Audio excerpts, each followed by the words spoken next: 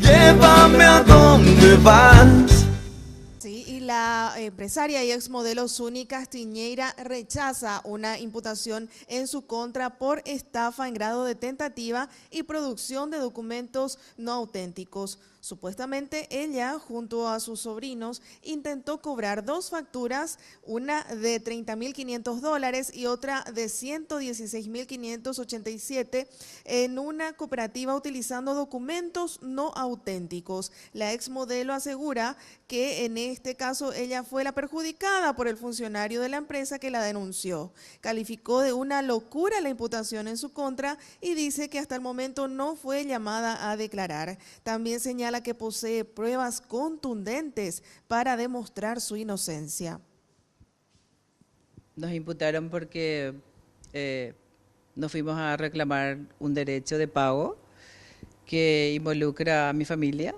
En este caso era mi sobrino y mi cuñado, que te digo, es una cosa así súper rara, porque hay una señora de nombre Isabel Ocampos que tiene antecedentes judiciales bastante pesados, que después ya descubrimos.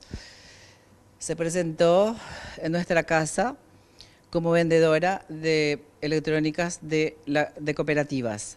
Y en este caso nos exhibió varios documentos que vendía la empresa Shortizer. Y dice que estaba buscando un capitalista para proveer. Nos mostró un email venido de la cooperativa Shortizer, en la cual le hacen el pedido. Se va a presentar todos esos documentos en la fiscalía seguramente esta mañana.